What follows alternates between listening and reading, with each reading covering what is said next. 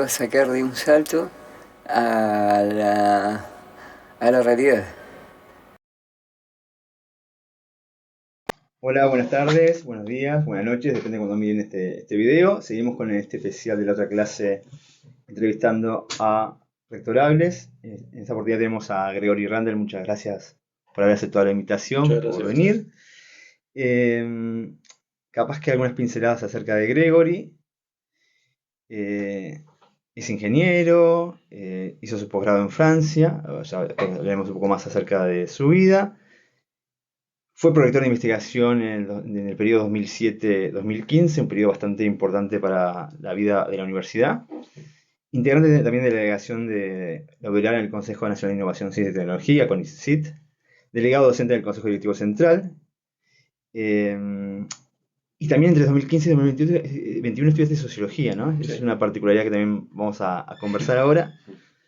Le damos la bienvenida a Gregory Randall. Y también les invitamos a quienes quieran tener más información sobre los documentos que acompañan la candidatura de Gregory, que visiten la página queuniversidadqueremos.wordpress.com, que ahí van a encontrar el documento ¿Qué universidad queremos? Y también un documento que se llama Plataforma 121 propuestas para la universidad que queremos, y también van a encontrar entrevistas y datos más biográficos sobre Gregory Randall. Así es. Muchas gracias por venir nuevamente. Buenos días. Bueno. Y así, para romper un poco el hielo, sabemos que sos un ciudadano del mundo. Sí. Es conocido. Capaz que contanos un poco. A ver, yo nací en Nueva York, Estados Unidos. Mi madre, relativamente joven, tenía creo que 22 años, es poeta.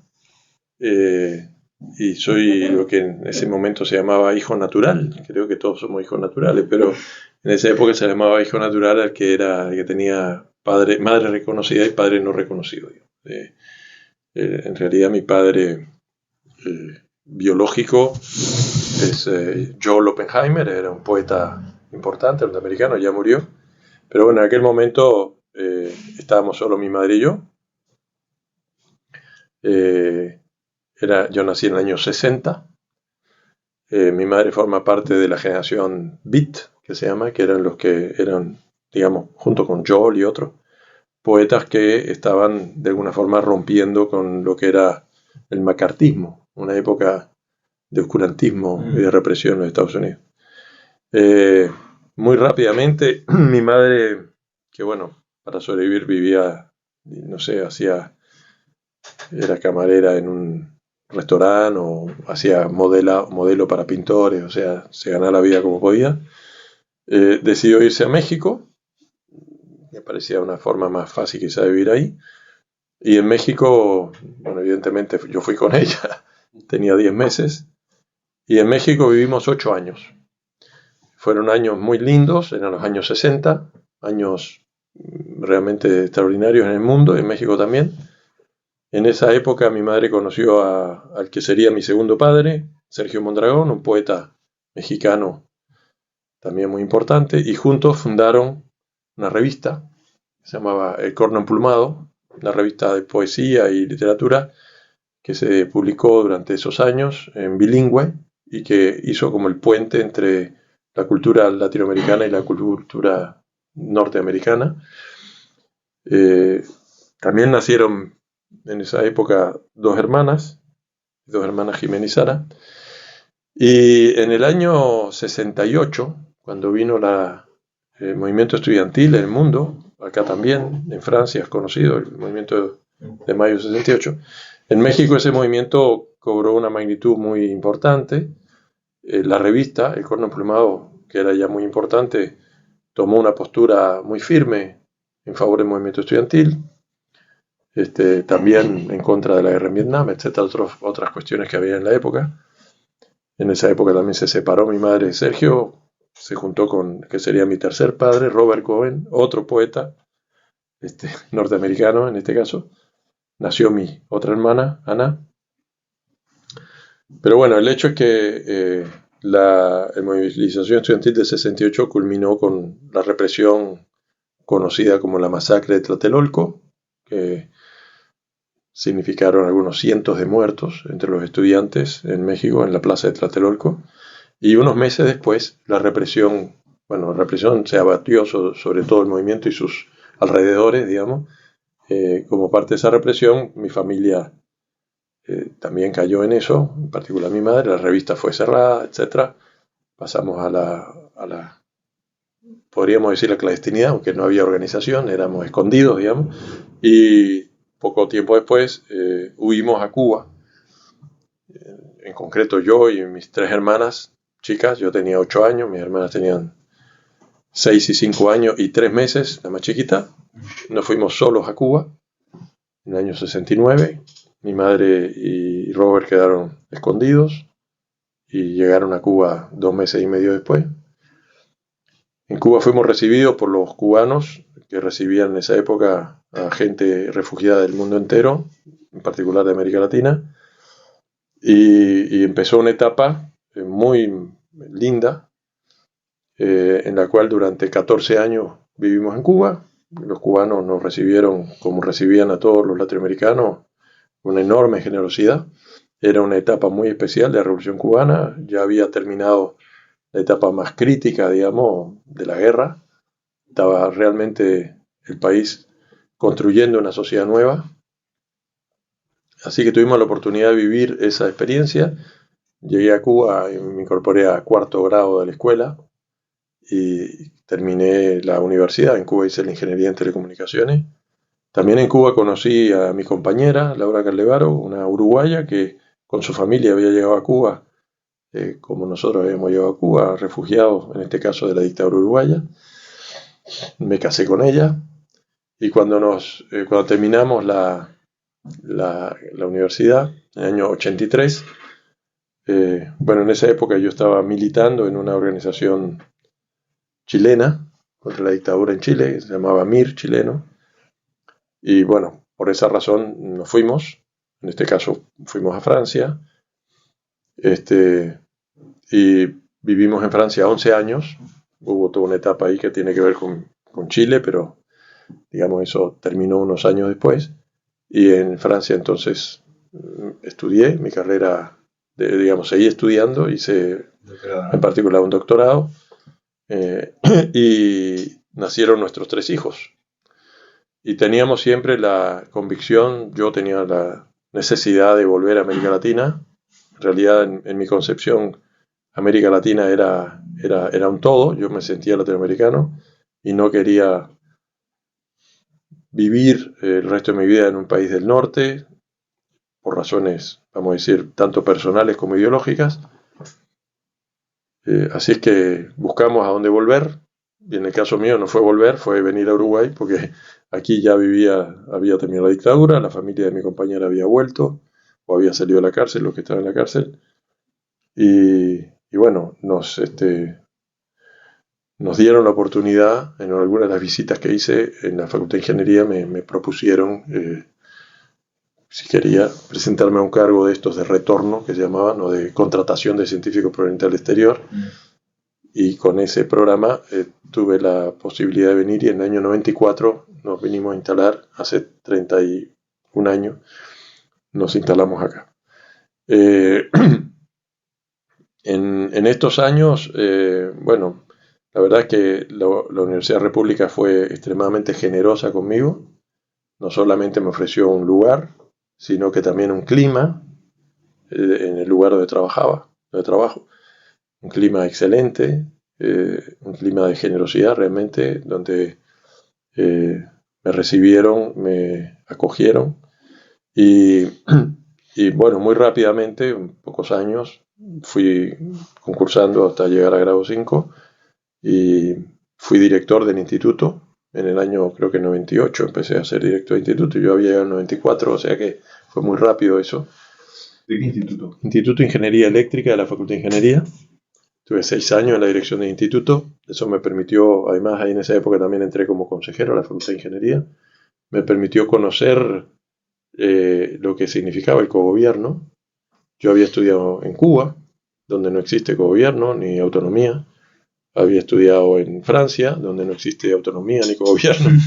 Y cuando llegué acá me parecía muy sorprendente que pudiera funcionar una cosa así. pero bueno, tuve la experiencia de vivirlo en carne propia, tanto a nivel del instituto, donde he gobernado en la facultad, como después en el consejo de facultad. Y además, el padre de mi compañera, Pablo Carlevaro, es un universitario de mucha data acá, fue decano de medicina, etc. Y él me había explicado mucho, y me había, digamos, inculcado las ideas principales de que gobierno la autonomía, de la reforma de Córdoba, etc. Pero otra cosa fue llegar y ver lo que era, ¿no? Me di cuenta de la potencia de esto. En el año, bueno, y ahí empecé a crear un grupo de investigación en torno a lo que hago, que ha sido una linda experiencia también, ¿no? Es otro capítulo más. En el año 2007 recibí una llamada en mi teléfono en mi casa y era Rodrigo Arocena, que era ya rector, a quien yo no conocía, salvo de nombre, y me propuso ser prorector de investigación. Eso es algo extraordinario que me pasó. Todavía no sé quién le propuso que yo fuera prorector de investigación, pero comenzó una aventura extraordinaria, porque eran años muy fermentales. Arocena fue electo en particular con el apoyo del orden estudiantil y promovieron ellos y él una agenda de transformación muy importante. Y bueno, yo caí ahí en eso y me convertí en un militante de ese proceso. Me tocó ser prorector de investigación. En el caso de como prorector de investigación pude además impulsar una serie de transformaciones en los programas de la CSIC.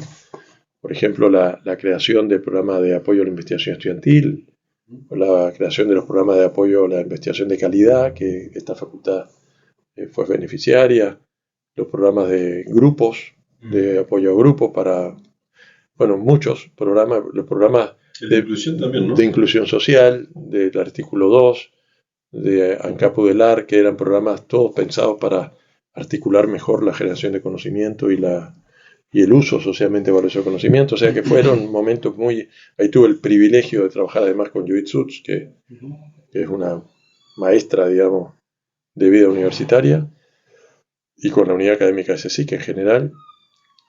Pero muy pronto, al año, me cayó una segunda tarea, todavía más demandante, más titánica, que fue, sin dejar de ser prorector de investigación, asumir la responsabilidad de la Comisión Coordinadora del Interior e impulsar el proceso, digamos, de regionalización que en ese momento impulsamos. Y eso fue una aventura mayor, digamos. Significó realmente establecer una estrategia y después implementarla, girando por todo el país, una especie de épica que realmente me llenó. Un poco, yo siempre digo que después de haber militado más de 10 años en una organización clandestina que luchaba contra la dictadura en Chile, y que fracasamos, perdimos esa batalla. Por supuesto, se derribó la dictadura, pero nosotros perdimos. También perdimos ideológicamente cuando cayó el muro de Berlín y se acabó el socialismo, y las ideas que teníamos nosotros de un futuro de repente se desplomaron. Eso generó en muchos de nosotros crisis muy fuertes de, bueno, ¿qué hacer ahora? Toda tu vida estaba definida en función de una cierta perspectiva de la historia y de la vida. La Universidad República también me vino a salvar a mí, entre otras cosas, dándome un motivo por el que luchar, que era distinto, no era la revolución social, pero de alguna forma la segunda reforma y la posibilidad de construir en Uruguay capacidades, la posibilidad de rodearte de jóvenes que aprendan y de contribuir al desarrollo del país, y en particular la democratización de conocimiento, a las cosas más sustantivas del proceso de la reforma, de la segunda reforma que lideró Arocena, a mí me permitieron encontrar como una especie de segunda militancia, que fue muy importante desde el punto de vista personal. Y bueno, junto con ese proceso de desarrollo en el interior, y el proceso de la CSIC. También impulsamos otras cosas en esa época. Por ejemplo, creamos un programa que se llamaba Flores Seibo, que tenía mucha importancia aquí en esta facultad, que era un programa de extensión asociado al acompañamiento de las familias, de los niños que recibían las ceibalitas en zonas fundamentalmente carenciadas de la sociedad uruguaya. Y fue también una aventura maravillosa. Y otras experiencias que, bueno, es muy largo relatarlas todas. Terminado el periodo ese, bueno, necesitaba también un poco de un descanso. Me recluí un poco, volví a la facultad, a la investigación, tuve un sabático en Estados Unidos, volví a trabajar en lo que hago. Pero a mí, desde que estudiaba en Cuba, siempre me pasó que tenía una dualidad entre las ciencias, vamos a decir, exactas, la matemática y cosas parecidas a la ingeniería, y las ciencias humanas y sociales. Cuando yo estaba en Cuba había un proceso, la universidad no era como es acá, que es de libre acceso. Los cubanos ponían cupos por cada carrera. Y cuando yo tuve que escoger en el año 77, 78, a qué carrera iba a ingresar, el sistema era que cada estudiante de último año de preparatorio tenía que llenar una planilla con 10 carreras que le parecieran en orden de preferencia, y los cubanos te tomaban el promedio de tus evaluaciones en los 3 últimos años de la enseñanza media, y según los promedios te rankeaban, y tú, bueno, los que primeros que habían escogido tal carrera, por ejemplo, yo escogí en primer lugar la carrera Ingeniería en Telecomunicaciones, había 12 lugares para la ciudad de La Habana, porque además eran cupos por región.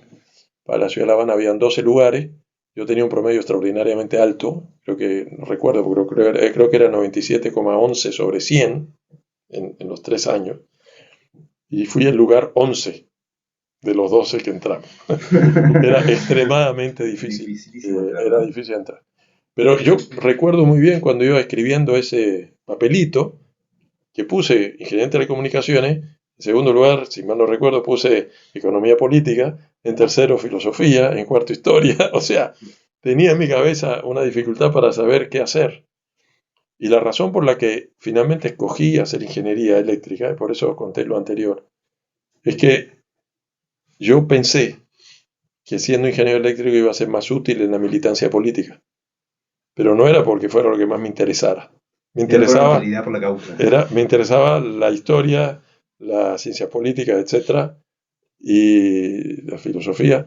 Entonces... ¿Pero por qué? ¿Qué te imaginaste? Bueno, yo era un militante político. Sí. Y pensé, bueno, ingeniero eléctrico puede ser útil. Y efectivamente fui útil. Yo lo que hice como militante fue como ingeniero.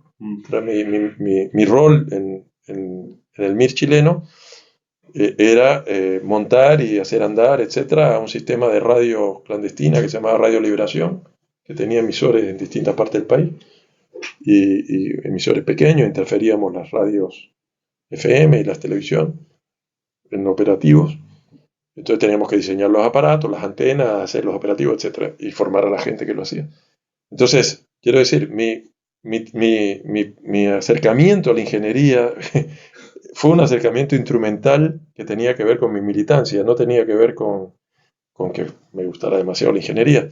Por supuesto, me gusta, y bueno, he sido exitoso en eso. Ahora soy nivel 5, soy nivel 3 del SNI, profesor titular de la facultad, pero en realidad, si yo en mi casa tengo que leer algo para divertirme, lo que leo es historia, o lo que leo es ciencias sociales, de modo tal que cuando en el año 2015 terminé esa etapa, que además me había permitido, a través de la conducción de procesos en la universidad, acercarme a procesos sociales complejos, como puede ser la innovación, como puede ser la construcción universitaria, como puede ser construir regionalización en un país como el Uruguay, etc. Bueno, mi compañera estaba estudiando sociología, ella hizo arquitectura, pero se había metido a estudiar sociología, y yo estudiaba con ella en las noches, los fines de semana, por divertirme. Y entonces dije, me voy a meter contigo a la facultad, y fue lo que hice, y fuimos durante 5 o 6 años estudiantes viejos de... Qué imagen, ¿no? Que el tener de compañero, tener 20 años, 18 años, tener de compañero al ex prorector de investigación de la Universidad de Para República. mí fue maravilloso Bueno, tener de fantástico. compañeros a los muchachos Sí. con que estudiamos, porque realmente se armó un grupo lindo. Yo creo que nos toleraban nuestra diferencia de edad. Alguna vez nos invitaron a alguna fiestita donde éramos sapo o troposo. Fue realmente además una posibilidad para mí de leer de manera sistemática textos y formas de aproximarse al conocimiento muy distintos de la forma, vamos a decir, matemática y demás, que ingenieril. Fue realmente un placer. Yo la hice, por supuesto, en las noches, etcétera. Yo seguía siendo docente con dedicación total de ingeniería eléctrica, por lo tanto, en mi día trabajaba en la facultad, pero en las noches y los fines de semana fuimos avanzando y bueno, terminé la carrera. Y por supuesto, el trabajo final tuvo que ver con tecnología, pero esa es la historia, digamos. Y después, bueno, fui consejero central y otras cosas que terminaron en esta historia en que estamos. Un poco largo, pero... Sí, estaba pensando que Gregory sería un buen lector de Simondón. Gilbert Simondón, no sé si Lo lo he conoces. leído y me gusta ¿Sí? mucho, sí, a Simondón Qué bien.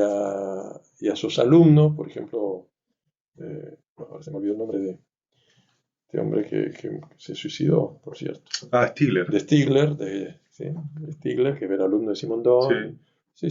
Es una de las cosas que me interesa. Mirá. La historia de la tecnología, pero ellos tienen una aproximación al problema de la tecnología muy interesante. Sí. Sí, bueno, acá está. Yo lo estoy leyendo hace un tiempo ya y estoy bastante interesado, digamos, en ese tema. Después hablamos. Y buscabas dialogar con ingenieros. Claro, y quería armar un grupo de estudio, pero que hubiera ingenieros, no que solamente gente de filosofía y psicología, pero... Si no me eligen, lo podemos hacer. Dale. Bueno, ya sabes qué votar o qué no votar.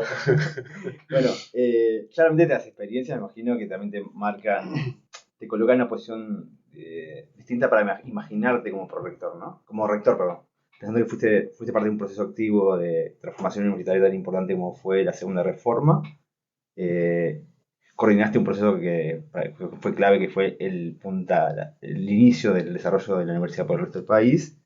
Y también esta mirada... De esta etapa, porque la universidad es mucho más vieja. Me refiero al impulso, un impulso significativo, sí, ¿no? Sí. Con la fuerza que tuvo ese impulso, ¿no? Sí.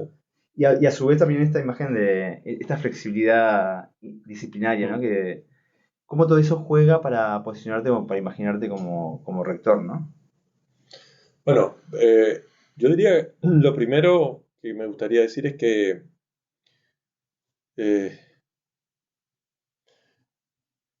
cuando mi madre y Sergio y después Robert hicieron esa revista con un plumado, el principal rol de la revista era ser un puente entre culturas. Y eso quizás me marcó desde chico. Yo siempre he querido ser un puente entre cosas. Puente entre disciplinas, puente entre países, entre culturas, y creo que en este caso, en la Universidad de República, el rector tiene que ser un puente, que junte, más que un líder, digamos, por suerte no es una universidad que elige a un presidente o un rey, elige a una persona que va a ser parte de un colectivo y que va a tratar de dialogar con todos y buscar la forma de juntar voluntades, digamos. También disciplinariamente. Estas cosas en que yo estaba en los dos mundos, también empujé en una época arte y tecnología, es otro paquete, es otra pata de esta historia. La noción de puente para mí es importante. También la experiencia de haber estado en esos procesos del 2007 a 2015, yo creo que fueron procesos que tienen la peculiaridad que fueron de discusión profunda, incluso apasionada. Los que me conocen saben que yo tengo posturas duras, discuto fuertemente las cosas, no me callo, pero discusiones que llegaban a conclusiones, a resultados.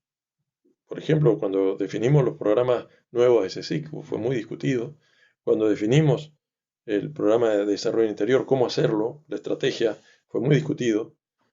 pero no es discusiones externas, discusiones que terminan en algo. Y después yo tengo una capacidad personal muy práctica de hacer cosas, digamos.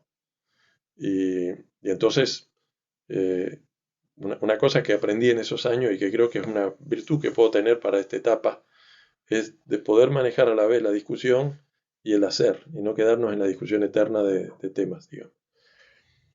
Después, hay una parte que para mí es muy importante, que es pensar en la universidad, no pensar en tu facultad o pensar en tu carrera o pensar en tu grupo, pensar en términos de universidad. Y en ese plano, yo creo que esa etapa también me enseñó a pensar en la universidad, porque tuve la oportunidad de estar en un lugar en que tenía que digamos, mirar la universidad en su conjunto y no mirar un pedacito de la universidad. Eso implica conocer, ser sensible y también la experiencia después de hacer para todos, ¿no?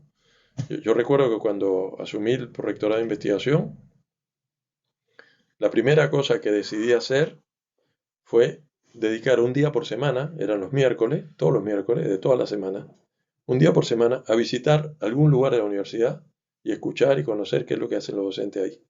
Me parecía que no podía proponerme, digamos, dirigir, si se puede llamar dirigir a esto, sin conocer un poco. Y durante un año, con la excepción del verano, durante, digamos, algo así como 10 meses del año, destiné un día por semana a visitar, capaz que ustedes recuerdan cuando visité acá, sí.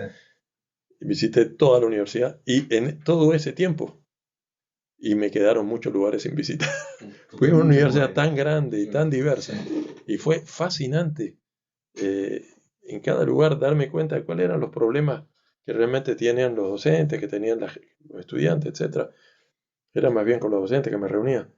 No eran visitas al consejo o hablar con el decano, no eran visitas a visitar laboratorio por laboratorio, digamos, ¿no? Después, cuando me tocó hacer el proceso en el desarrollo interior, una de las cosas que caracterizó también esa etapa era casi cada 2 o 3 semanas nosotros salíamos en la camioneta, pasábamos un par de días en cada sede y en cada lugar que llegábamos nos reuníamos con todos, una reunión en rueda donde estaban los docentes, los estudiantes, los funcionarios, gente de la sociedad que venía, que estaban, depende del lugar. Y eran reuniones muy, muy interesantes porque eran procesos donde todos participaban. Entonces, yo creo que cuando tú me preguntas qué cosas me capacitan, digamos, para poder asumir un rol como el que estoy postulando en este caso, o me están postulando, yo creo que esos 3 aspectos son importantes. El aspecto de lo que a mí me gustaría hacer, y mi experiencia siempre ha sido esa de puente de cosas. El aspecto de conocer y de saber, haber tenido una experiencia digamos, de discutir y también de hacer, y el aspecto del diálogo, de la conversación. Yo siento que tengo esa capacidad de conversar, de escuchar, y creo que es muy importante que el rector o la rectora escuchen, amplien espacio de conversación, y que los procesos de transformación que la universidad necesita se hagan desde la participación real de la gente, y ahí ya estamos entrando en el tema, y no desde digamos, desde una postura más lejana, que a veces he sentido que hemos tenido en algunas etapas de algunos rectorados, etcétera, donde no hemos sido capaces de establecer ese diálogo cercano, digamos, de cercanía con la gente. También algunas de los planteos que nosotros estamos levantando en el documento, por ejemplo, de las preguntas que nos hacemos sobre la situación en que estamos y por dónde ir para cambiarla, o las propuestas que tenemos, surgen de ese conocimiento general de la institución, es decir, no de un conocimiento particular de mi facultad o de mi carrera, sino de conocimiento general de la institución y de la percepción que tengo de los problemas que a mí me parece que son problemas generales y que nos afectan a todos, digamos. Entonces, un poco por ahí, quizás, no sé si responde a la pregunta, pero por ahí iría. Estaba pensando también, el documento que Universidad Queremos tiene mucha conexión, obviamente, con lo que fue la segunda reforma universitaria, ¿no? Hay puntos explícitos, incluso hay temas que se proponen son agendas pendientes, puntos pendientes. Sí. Podría pensarse así, ¿no? no creo que sea tan así, pero... Me gustaría creer, o sea, es verdad que tiene un hilo conductor Sí, con lo que fue la segunda reforma. Es verdad también que muchos de los compañeros y compañeros que me apoyan participaron del proceso. son protagonistas de esa etapa. Todo eso es cierto. Pero me gustaría que no se entendiera como una continuación de la segunda reforma. Estamos en otra etapa. Sí, pues mi pregunta iba para eso, ¿no? Para no caer en Sí, esa cuestión fácil no de está si es una bueno. continuidad. Sí. Que, claro, ¿cómo que esta nueva etapa, cuál es su característica particular, ¿no? ¿Cuál es su...? Claro, la segunda reforma es, digamos, es la caracterización que da Rodrigo Arocena y el grupo que lo acompaña, que lo acompañamos, al proceso que se dio entre 2006 y 2014 de transformación de la universidad. Pero en realidad ese proceso, hay que entender que la universidad en el 85, cuando termina la dictadura, es una universidad herida, básicamente en algunos sectores devastada. Y durante los años, pongamos del 85 al 2005, por decir cualquier cosa, en esos 20 años, hizo un enorme esfuerzo de reconstrucción institucional. Uno puede pensar esos años como años en los cuales la universidad fue reconstruida. Se hicieron cosas para el futuro, ¿no? Se crearon las CSIC, se crearon las comisiones sectoriales, se crearon algunas facultades como la Facultad de Ciencias, se creó el PDCIVA, pero el esfuerzo principal de la institución era reconstruirse, reconstruir. Hubo años en que hubo que hacer muchísimos llamados para recuperar docentes, hubo que poner en marcha de nuevo el programa de dedicación total, hubo que empezar a poner en marcha los posgrados, pero por ejemplo yo cuando llegué en el 94, mi instituto había como 80 o 90 docentes, había un doctor, era yo, o sea, no había, creo que había un segundo doctor, ¿no? Bien, en el año 2004, 2000, por ahí, empezó a haber, o 2003, empezó a haber una sensación en la institución de que la agenda de la reconstrucción estaba medio agotada y que había transformaciones necesarias que había que impulsar. Había cosas que para los muchachos de hoy pueden parecer extrañas, pero por ejemplo las carreras eran tubulares. Uno entraba por el inicio y salía por el final, el plan de estudio era rígido, y si tú a mitad del camino querías cambiar, tenías que volver, ya no al principio, a veces tenías que volver al liceo para hacer sexto, si tú estabas haciendo ingeniería, y querías hacer psicología, entonces tenías que volver a hacer sexto no sé, biológico, no sé cuál es el de ustedes. Lo que pasa es que acá entramos por cualquiera. Bueno, acá, pero pongamos que quería hacer medicina, entonces tenías que ir a hacer sexto de medicina, entonces, o al revés. Pero todo era mucho más rígido, era mucho más impensable la interdisciplina. Por supuesto, la universidad estaba concentrada en Montevideo y un poquito en Salto, y había una casa en Rivera y una casa en Paysandú. Había una convicción general en la universidad de que había que cambiar. Y eso dio lugar a una etapa efervescente de discusión, con muchos elementos. Está el documento de los 4 decanos, que algunos conocerán, qué sé yo. En el año 2006, lo que catalizó en esa elección fue ese proceso de discusión que se estaba dando. Y fue muy significativo que ganara Rodrigo Arocena, que era el candidato de la FEU, era el candidato de los estudiantes. Ya en ese momento contra el candidato Marcarián, que sería el candidato más bien apoyado por los docentes. Pero ambos tenían propuestas transformadoras, pero la propuesta transformadora que llevaba Arocena, que es la que llamamos la segunda reforma, muy impulsada por los estudiantes. Eso es un fenómeno que hay que entenderlo porque, por ejemplo, el proceso de desarrollo en el interior que después implementamos a partir de 2009 está dibujado en filigrana en un documento de la FEU del año 2004, en un encuentro que se hizo en Paysandú, que era un encuentro de reflexión para cómo expandir la universidad al país. Y en aquel momento no se sabía bien. Había gente que proponía, el modelo que estaba en marcha era el modelo de docentes viajeros, donde los docentes viajaban desde Montevideo, por ejemplo, de Salto a Salto, desde la Facultad de Derecho, a dar su curso. Había algunas actividades de extensión. Había la Facultad de Agronomía, que había radicado gente, pero era la única que tenía esa lógica, digamos, donde se hacía 1 año o 2 años de la carrera en las estaciones experimentales, en Paysandú o en Cerro Largo. ¿Cómo hacer? ¿Cómo cambiar la pisada? El paradigma era un paradigma que planteaba que las facultades que estaban en Montevideo hacían acciones en el interior. Cada facultad hacía acciones, con la mejor voluntad del mundo. Sí. Hacían cursos, hacían actividad de enseñanza, hacían actividad de investigación, formación permanente. Y teníamos casas de la universidad o sedes, como Casa de la Universidad de Rivera, de Tacuarembó, de Paysandú, que lo que hacían era coordinar las actividades que las facultades hacían ahí. Y eso es lo que pasaba.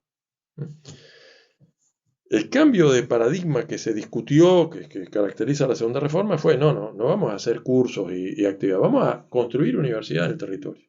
Y eso significaba que se radicaran docentes, que esos docentes de alta dedicación, con alta formación, que esos docentes, junto con otros docentes, pero ya no docentes de las facultades, ya no actividades de las facultades, sino actividades pensadas localmente por las comunidades radicadas en esos lugares.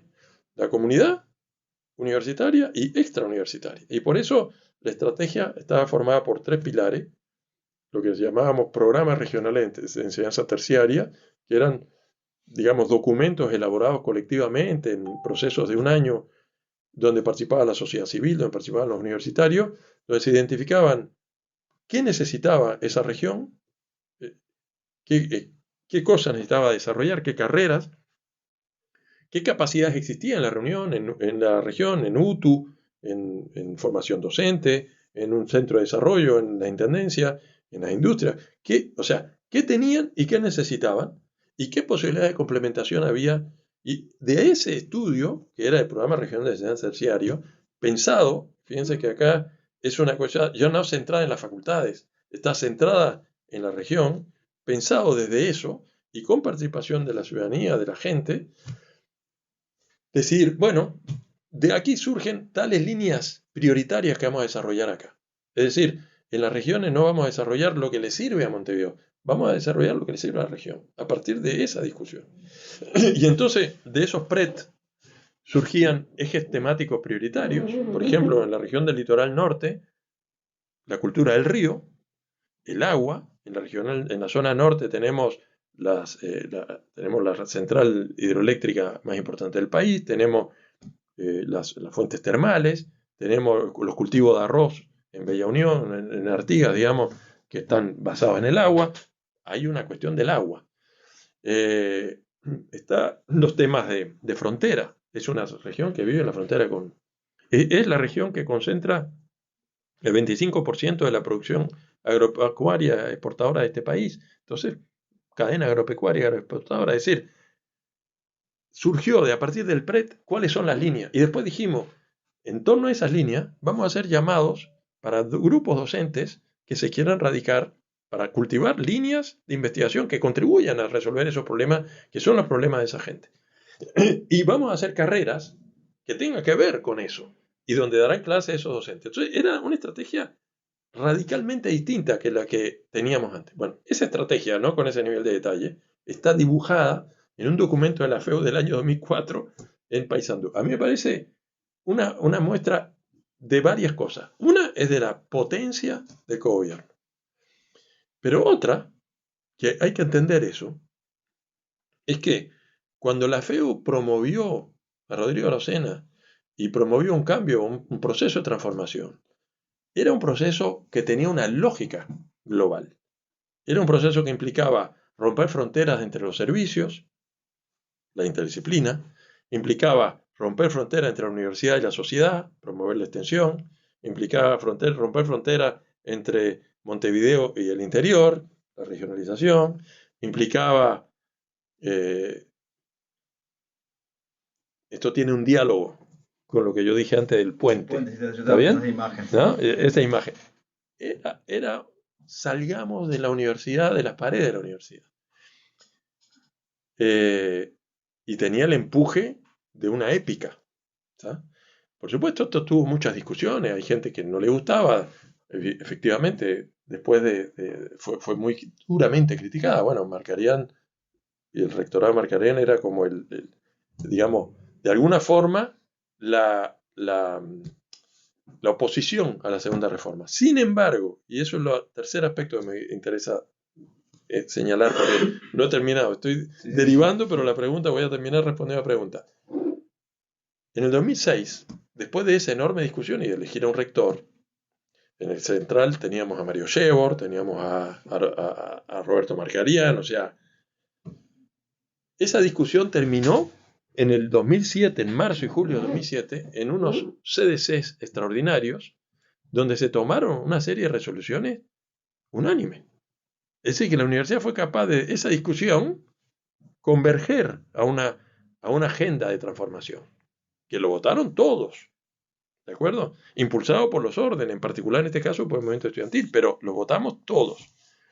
Esa agenda incluía la descentralización, incluía la nueva ordenanza de grado para flexibilizar y que no fueran tubos y que los estudiantes pudieran circular, incluía la expansión de la extensión, incluía transformar los programas de investigación para hacer programas como los que mencionamos que articulen con la sociedad, incluía muchas cosas. Todas se pueden leer en Romper Fronteras y Democratizar el Conocimiento. Todas tienen esa característica general. Pero, ¿qué pasó cuando cambió la pisada y terminó el rectorado de Arocena y subió el rectorado de Markarián? Por supuesto que los énfasis fueron distintos. Por supuesto que el acento en donde ponen las cosas fueron distintos. Pero la universidad siguió implementando el programa que se había resuelto en 2007 por unanimidad entre todos. Y esa es la fuerza de la democracia universitaria, de la autonomía. La mayoría de las transformaciones de sistemas complejos, como puede ser una universidad, son transformaciones que para poder funcionar llevan años, 15, 20 años. Transformar la ANEP, la institución más importante de la educación pública uruguaya, ¿verdad? Transformarla, que es una cosa sentida por toda la ciudadanía uruguaya, de todos los partidos políticos, ha sido un esfuerzo que han hecho cada uno de los partidos que han tomado el gobierno, pero no tiene autonomía. Y por lo tanto, cada vez que sube un nuevo gobierno y cambia las autoridades de ANEP, cambia el plan de transformación. Y así hemos vivido. Y cambia cada 4 o 5 años la estrategia. Además, a veces se hace sin la participación de los actores, como la transformación educativa de este último periodo, impuesta, ¿verdad? O como la que hubo en la época de Rama, impuesta. La transformación que hicimos en la universidad fue una transformación muy discutida. Para aquellos que les gusta la gestión 3.0, dirán que es muy lenta, que es poco eficiente. Yo digo que es extremadamente eficiente, extremadamente lenta, porque nos llevó un tiempo discutirla, 2 o 3 años discutirla. Tuvo la participación de los actores, de los estudiantes, de los docentes, algunos con oposiciones, posturas muy distintas.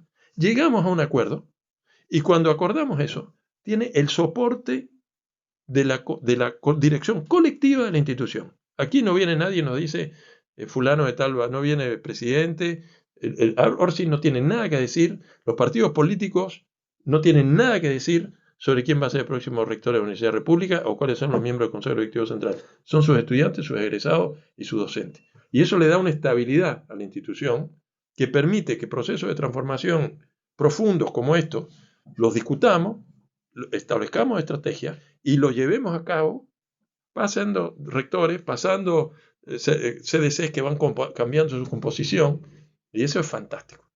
Yo creo que es una cosa, en mi opinión, después de haber conocido México, Estados Unidos, Cuba, Francia, yo no entiendo cómo la sociedad uruguaya, habiendo destilado, porque no voy a decir que lo inventó, porque esto surgió en Córdoba, Argentina, pero la sociedad uruguaya destiló una implementación de las ideas de Córdoba, una forma de construir cogobierno y autonomía que funciona y que debería ser la envidia de buena parte de las universidades del mundo, ¿no? Y cómo este país tiene eso y no lo valora, porque nuestros políticos más bien critican, y muchos de ellos no quisieran que hubiera autonomía de gobierno, ¿verdad?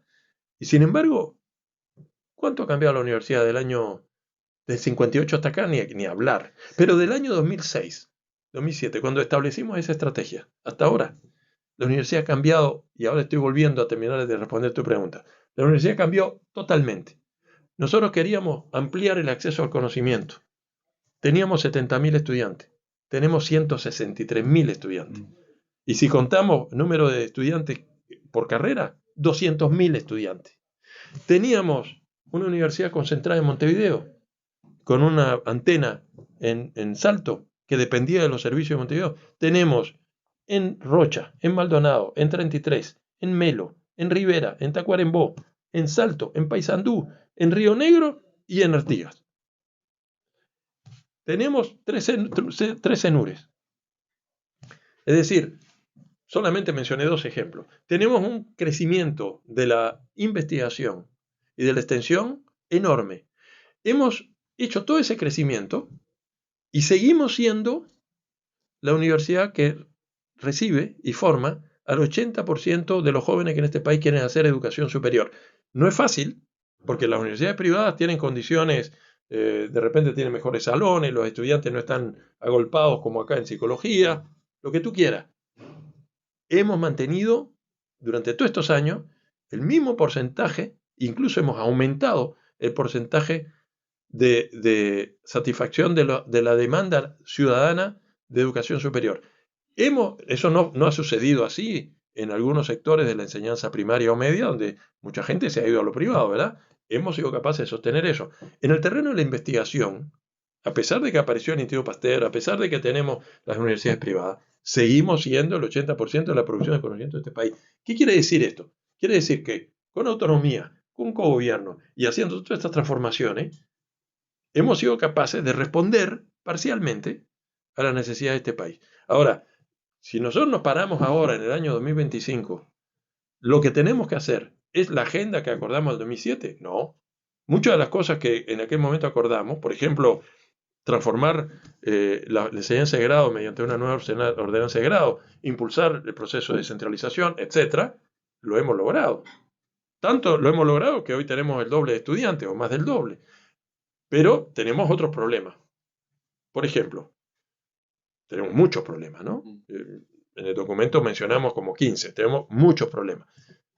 Pero yo diría que un problema, o uno de los problemas grandes que tenemos, voy a mencionar ahora 3, es que este crecimiento gigantesco que hemos tenido de nuestra acción, que significa un crecimiento numérico y también significa un crecimiento cualitativo de complejidad de lo que hacemos, ese doble crecimiento de cantidad y cualidad, no ha sido acompañado de un presupuesto acorde. Tuvimos un presupuesto importante en el primer periodo de Tabaré Vázquez, un incremento del 70%, es bueno recordarlo porque ahora estamos pidiendo el 50%, un incremento del 70% nos dieron en aquel momento.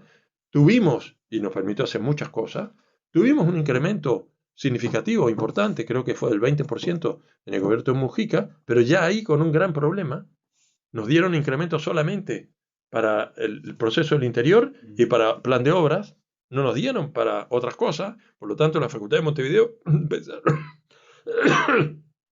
empezaron a quedarse rezagadas. Después vino el segundo periodo de Tabaré, donde el incremento fue muy escaso y en particular concentrado en el posgrado. Y después vino el periodo de la calle Pou, en el cual directamente presupuesto cero. Lo que conseguimos fueron, en rendición de cuentas, algunos puchitos de cosas para algunas cosas. Entonces, lo que ha pasado en estos 20 años es que hemos tenido un crecimiento muy grande numérico y un crecimiento muy grande de complejidad y el presupuesto no ha acompañado. Y eso ha generado 3 tipos de problemas que constituyen los ejes principales de nuestra propuesta en este momento. A partir de este diagnóstico, que voy a decir, el diagnóstico se refleja en 3 tipos de problemas. Ahí tenemos problemas normativos, hemos estirado la ley orgánica muchísimo para poder, por ejemplo, inventar los CENURes, que no existían en la ley orgánica, para conectarnos con otras universidades, otras instituciones. Cuando se hizo la ley orgánica solo existía la Universidad de la República, para tener posgrado. Hemos estirado, pero estamos entrando en una situación, en nuestra opinión, límite, ¿no? Donde muchas facultades no votan, la de ustedes no vota, donde los CENURes no votan, donde tenemos 25.000 estudiantes en el interior que no van a poder votar ahora en esta elección rectoral, no están en la GC, donde los docentes que están en el interior tienen que votar como egresados porque tampoco tienen derecho al voto. O sea, tenemos una situación de punto de vista normativo en el límite, ¿no? Tenemos, por otro lado, problemas presupuestales muy graves. Por ejemplo, la situación que se da de precarización laboral de los grados 1 y 2 es un ejemplo, es un emergente de esta contradicción entre el aumento de lo que hacemos y no acompañado por el incremento presupuestal. Los salones sobrepoblados es un ejemplo del aumento de lo que hacemos sin incremento de recursos, etc. Hay muchos ejemplos de cómo este desajuste entre el incremento de lo que hacemos y los recursos genera problemas. Y tenemos un tercer tipo de problema, que es el estrés que genera esto en los docentes, en los funcionarios, TAS, etc.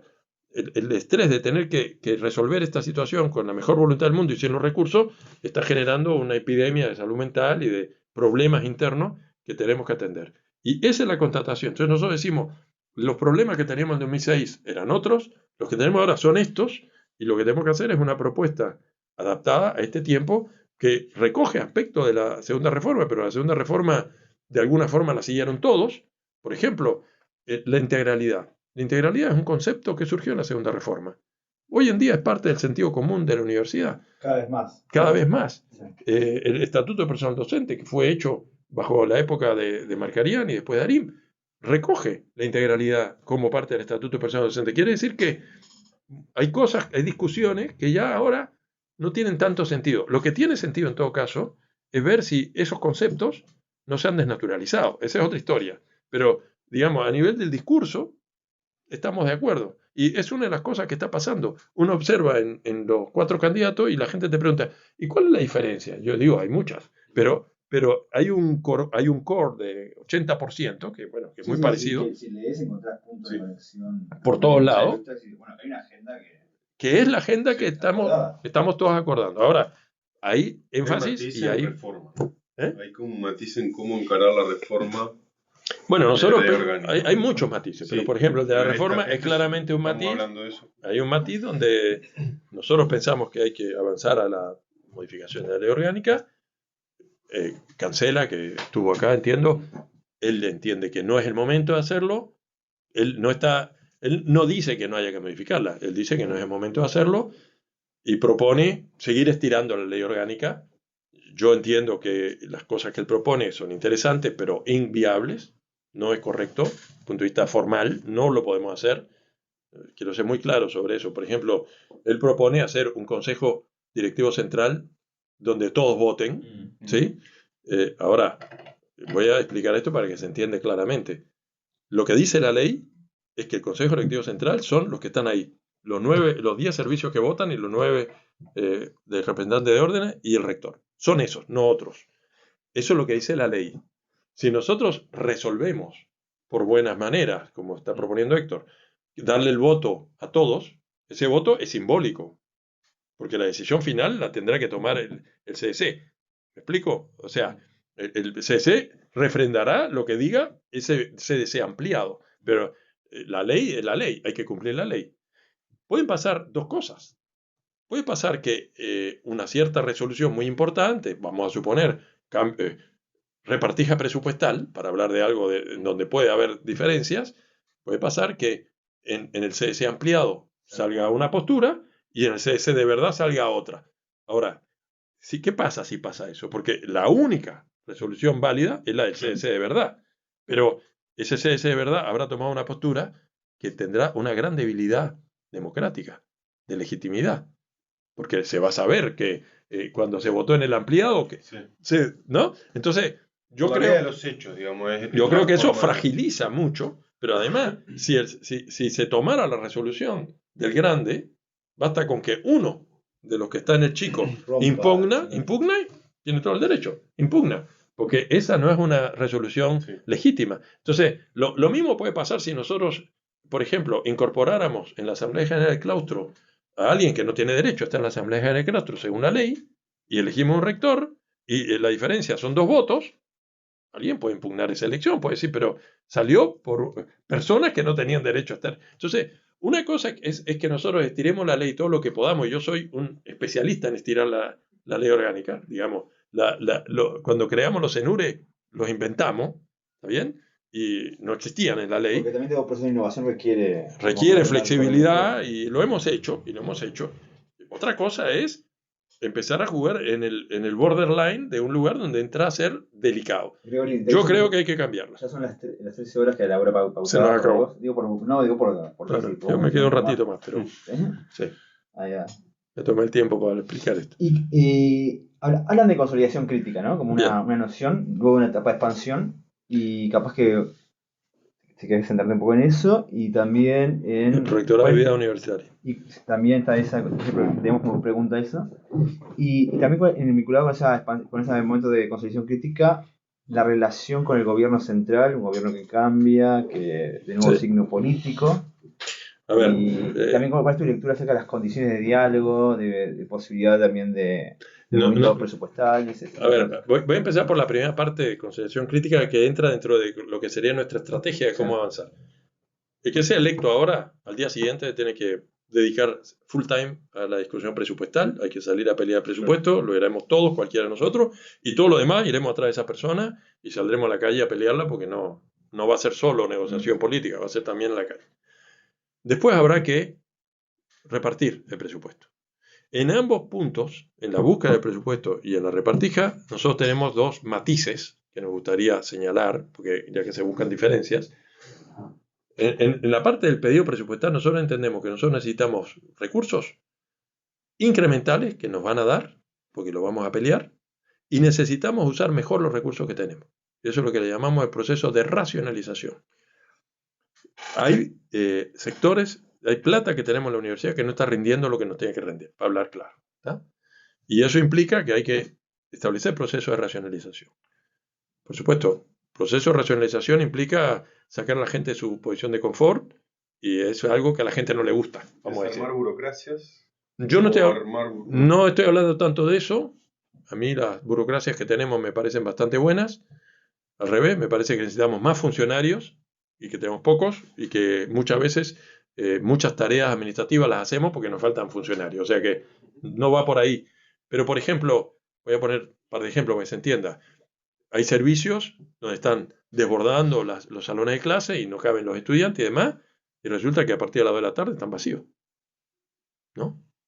Y bueno, eso es un mal uso de los recursos edilicios. A mí me sería difícil ir a pedir plata para construir otro edificio cuando las clases están vacías, los salones están vacíos de 2 a 6 y están desbordantes de 9 a 12 o de 8 a 12. Tenemos que ser capaces de usar todos. O sea, si Derecho tiene sus salones vacíos, la gente de Psicología tiene que poder ir a Derecho, ¿no? O a la Facultad de Ciencias Económicas, donde están vacíos los salones de tarde, ¿no? Y es un ejemplo de racionalización. Otro ejemplo, también me dirán, bueno, no tengo los docentes para dar clases en la racionalización. Yo digo, y por eso digo que esto tiene que ver con el pedido presupuestal, que si nosotros vamos con un plan serio de racionalización, o por lo menos con una decisión de racionalización, podemos también decirle a los políticos que van a tener que votar y escoger entre opciones muy importantes, le damos plata a este o plata a esta, y le voy a decir, no solo te estoy pidiendo mucha plata, además voy a racionalizar. Y a veces un peso que tú me des, a mí me va a rendir 1,5. ¿No? De repente me puede dar plata para crear cargos docentes porque necesito hacer turnos para la tarde. Entonces me va a permitir racionalizar espacio físico. Otro ejemplo de racionalización. Nosotros no tenemos en la universidad criterios mínimos de cuántas horas de clase tiene que dar de grado un docente según su grado y su categoría horaria. Habría que poner un criterio mínimo y decir, bueno, tú tienes 30 horas, tenés que dar tantas horas de clase, tú eres grado 3, si tú eres grado 1, yo qué sé. ¿No? Sí, acá tenemos justo eso. Ustedes lo tienen, sí, pero la mayoría de la universidad no lo tiene. Entonces, yo creo que ahí van a aparecer unas cuantas horas, como les apareció a ustedes cuando lo resolvieron. Entonces, a eso me estoy refiriendo con proceso de racionalización, ¿no? O implementar en Montevideo ciclos iniciales optativos que permitan que los estudiantes vayan a un canal más grande, del cual después se especializarán por las carreras. Bueno, eso lo hemos experimentado en el interior. Hay muchas de estas ideas que tenemos que nosotros las experimentamos en el interior conscientemente en aquel momento, porque sabíamos que en Montevideo no era posible. No era posible por el conservatismo de la ciudad, de los universitarios, no era posible por la potencia de las facultades, pero haciendo una cosa nueva en el interior, podíamos experimentar cosas. Por ejemplo, hacer centros universitarios que nacieron interdisciplinarios. Esos son los CENURE. Eso en Montevideo no lo podíamos hacer. Los CENURE son interdisciplinarios de pique. En el litoral norte hay 50 carreras, desde Derecho hasta Ingeniería Biológica, pasando por Medicina, Enfermería, Psicología, y están los estudiantes mezclados en el mismo edificio. Entonces, en el interior podíamos experimentar algunas de estas cosas y las experimentamos, por ejemplo, los CIOs. Bueno, ahora aprendamos de eso, que tiene sus luces y sus sombras, hagamos CIOs en Montevideo, es otro tema de racionalización. Eso es para la parte del pedido, pero después para la parte de la repartija, digamos, nosotros entendemos que hay que ir hacia la consolidación crítica, llamamos nosotros. La consolidación crítica quiere decir cambiar la pisada y en vez de inaugurar más cosas, consolidar procesos que tenemos. Hemos ampliado mucho, tenemos procesos que están desbordados y que están atados con un alambre. Bueno, hay que atender eso. Y pongo siempre como ejemplo lo que está pasando ahora, por ejemplo, en Litoral Sur, donde tuvimos 60 millones de pesos y hay en Colonia y Soriano, hemos resuelto con esos 60 millones de pesos abrir 5 carreras. A mí me parece un grave error. 5 carreras con 60 millones de pesos son docentes viajeros y Zoom. No, hagamos una carrera bien hecha, con buenos docentes y bueno, y la sociedad ahí tendría que entender que nosotros no vamos a hacer 5 carreras, vamos a hacer una carrera, pero la vamos a hacer bien hecha. Claro, tú dices, relación con la sociedad. Hay que tener coraje y capacidad para ir y decirle que no a la sociedad. Para poder hacerlo, una de las cosas fundamentales es que la universidad tenga una estrategia clara.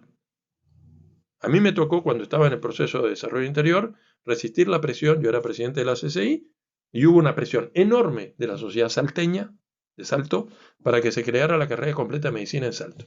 Esa presión fue tan grande que nos llegó desde el presidente de la Cámara de Diputados hasta convencieron hasta la Facultad de Medicina. Todos estaban. Eso dijimos, no hay condiciones para hacer una carrera de medicina en Salto, en serio. Y no lo dije yo personalmente, yo me opuse, pero lo resolvimos que no, a nivel colectivo, en el Consejo Directivo Central.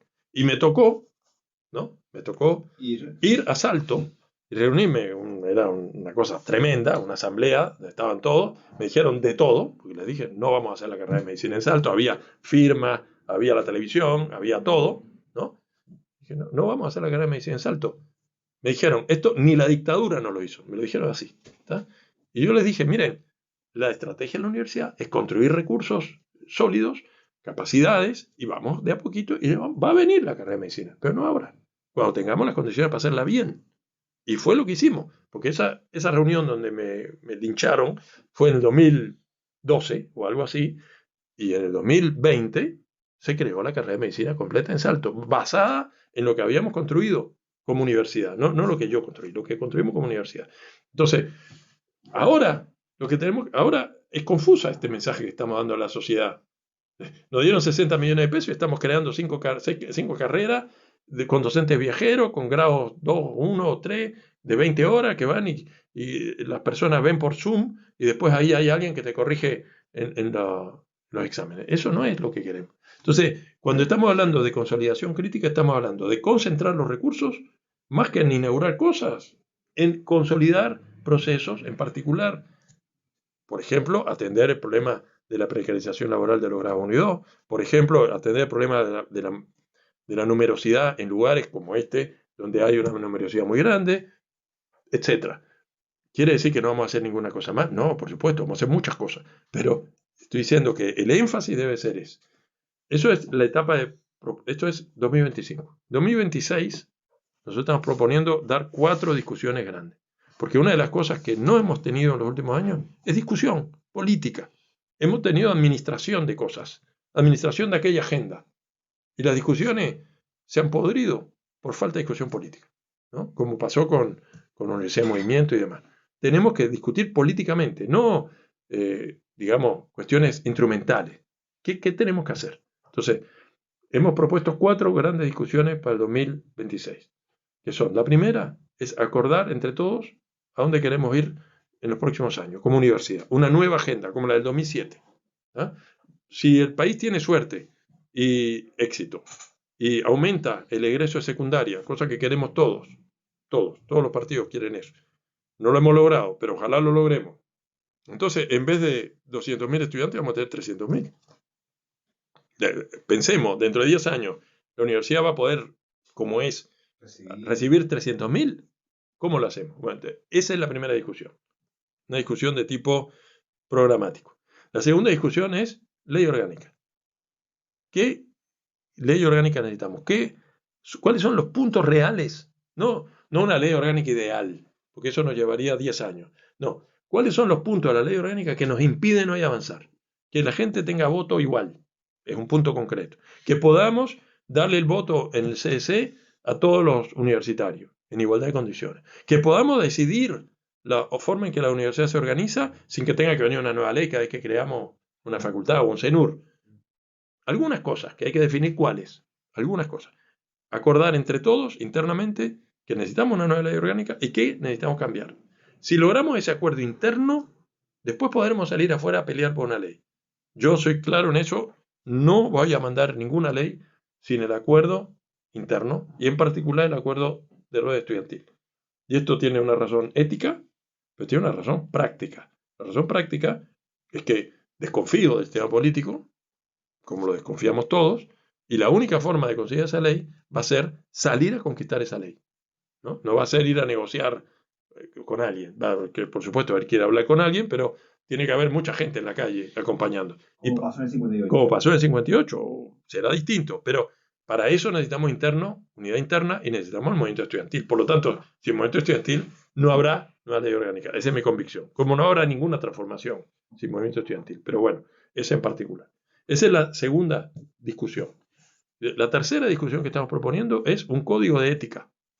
Un código de ética que acordemos, va a ser difícil definir, pero que lo acordemos, que quede claro para todo el mundo qué es lo que no es aceptable dentro de la institución. No qué es lo aceptable, pero por lo menos qué es lo no aceptable. Y en ese código de ética tenemos que incluir los aspectos de violencia, acoso y discriminación, que es, digamos, la razón por la cual empezamos a hablar de código de ética, pero tenemos que incluir los problemas de poder académico, que es el verdadero estructurante de los problemas dentro de la universidad. Cómo se usa el poder académico al interior de una cátedra, al interior de un departamento, de un grupo, etc. Eso tiene que estar también. Tiene que estar dicho qué es lo que no se puede hacer en el uso abusivo del poder académico. Es una discusión complicada, pero es la tercera discusión que tenemos que dar. La cuarta discusión que tenemos que dar es bajar a tierra los criterios de evaluación de la función docente, que es un tema en el cual ha corrido mucha tinta sobre lo mal que lo hacemos, pero bueno, tenemos que poner de acuerdo cómo hacerlo, nos equivocaremos, pero tenemos que poner de acuerdo algo que dé criterios, digamos, básicos, comunes a toda la institución, lo cual no quiere decir que cada servicio después ajuste, pero tiene que haber criterios comunes que digan, por ejemplo, qué es lo que entendemos por grado 1, qué es lo que entendemos por grado 2, qué es lo que entendemos por grado 3, por grado 4, por grado 5, y qué es lo que las personas deben hacer para progresar en su carrera. Esas son las 4 discusiones que nosotros queremos dar en el 2026, complejas. Y eso no está en el EPD, perdón, Gregory. En el EPD lo que está es una definición general. Dice, por ejemplo, un grado 1 es un cargo de formación que trabaja bajo la conducción, bla, bla, bla. Un grado 3 es una persona que es capaz de desarrollar la investigación. Eso no es la forma de evaluar, ¿no? Claro. Yo estoy hablando de, por ejemplo, el peso relativo de la investigación, extensión, enseñanza, la gestión académica. Estoy hablando de qué quiere decir evaluar la investigación, qué es lo que te cuentan los papers, o estoy hablando de si tú colaboras con otro y publicas en colaboración o publicas solo. Hoy hay lugares donde te están prohibiendo o te están castigando si tú publicas en colaboración. Sí. Hay muchas cosas que tenemos que bajar a tierra. El peso relativo de las cosas. Por ejemplo, a un grado 1, ¿cuánto le debe pesar la escolaridad? ¿No? ¿Es lógico que le pese la escolaridad mucho menos que el cogobierno? A mí me parece que no. Eso te determina. Una cosa es que el gobierno tenga peso y otra cosa es que yo quiera que mis docentes sean los que cogobernaron. No, yo quiero que mis docentes sean personas que les interese el conocimiento. Y la escolaridad tiene que tener un peso importante. Digo eso porque sé que acá fue una discusión. Entonces, criterios de ese estilo, tiene que haber ciertos mínimos acordados a nivel de la institución que te permitan decir, igual que la discusión número 3 del Código de Ética va a determinar en buena medida el clima interno, no inmediatamente, pero en unos años, cuando la gente empiece a aplicarlo, igual la discusión sobre los criterios va a determinar qué docentes vamos a tener. ¿Sí? Y entonces, hasta cierto punto, porque después está el tema, la madre del borrego, que es cómo los consejos lo aplican, ¿no? Por supuesto, pero... Sí, te iba a comentar eso, ¿no? Porque claro, está todo el tema de cómo se lleva a cabo en cada servicio, ¿no? Hay esta autonomía relativa también del servicio para la interpretación. Sí, la heterogeneidad disciplinar también, ¿no? No es lo mismo. Por supuesto. Hay disciplinas que es más valioso publicar libros Por supuesto. que Por supuesto. publicar... Eso no puede estar en este criterio. No puede estar en el criterio eso. Tiene que haber cosas generales, pero suficientemente claras para que, por ejemplo, por decir algo, me parece que es claro que la investigación tiene que comunicarse. Exacto. ¿Tá? Que tiene que comunicarse, tiene que evaluarse por pares. Después, en algún lugar serán libros, en algún lugar será una exposición de arte y en algún lugar será un artículo, ¿no? Tiene que poder decir, por ejemplo, que las publicaciones en cuestiones regionales son importantes, no solamente las internacionales totales. Por ejemplo, esa es mi opinión, ¿está bien? Pues si no, matamos la producción local de revistas, etc. Pero son discusiones muy complicadas porque además tienen, digamos, idiosincrasias locales en función de cada una de las áreas de conocimiento. Después la extensión, ¿no? La extensión, el peso de la extensión, etc. Tenemos criterio de evaluación de investigación, pero criterio de evaluación de extensión, de calidad de extensión. Poca. Estamos 13 y 20, Sí. ya está yéndote. Me estoy empezando. Fue un poco largo de más. Quedan temas pendientes porque me hubiese encantado discutir acerca de cómo construir identidad universidad, ¿no? Eso que decías vos, también tu experiencia te permitió pensar la universidad o pensar desde la universidad y sería muy interesante cómo la propia universidad genera esa condición. Y está esta propuesta también de prorectorado de vida universitaria que... Después que digo una palabra sobre rectorado de vida universitaria. Claro. Nosotros pensamos que hay que fortalecer instrumentos que ayuden a una universidad más vivible. Estamos en una universidad prácticamente invivible, desde todo punto de vista, digamos, llena de estrés y de situaciones. Entonces, ese prorectorado de vida universitaria lo que está buscando es darle una centralidad a este asunto, poniéndolo al más alto nivel, a nivel de investigación, extensión, enseñanza, digamos. A mí me pareció un despropósito que se propusiera, por ejemplo, que bienestar estuviera dentro del prorectorado de gestión. Claramente no es una cuestión de gestión. Entonces, el prorectorado de vida universitaria debería tener a bienestar, debería tener un sistema de atención de salud mental primario, digamos, por supuesto es muy básico, pero que los docentes, los estudiantes puedan acudir a alguien que los oriente ante situaciones complicadas que hay. Tendría que tener un sistema de promoción de la igualdad. La UCVAD, la unidad de combate al acoso, la discriminación, la violencia, va a seguir dependiendo del CS. Es una cuestión que actúa cuando ya no queda, ya sucedieron los hechos. Pero tenemos que tener un instrumento que se ocupe de promover la igualdad, de hacer cursos, de generar, por ejemplo, mediaciones para no llegar a la situación de la acusación, etc. Así que tendría que haber esa sección. Tendríamos que incluir ahí el sistema de cuidados, que es emergente. Hay un pequeño sistema de cuidado que se ha creado bajo el rectorado de ARIM, que es una maravilla que exista. Eso hay que fortalecerlo, institucionalizarlo, darle un marco institucional y que no sea solamente dar plata para que cada facultad haga como puede y muchas veces sobre las espaldas de los docentes que justamente tiene a los nenes, ¿no?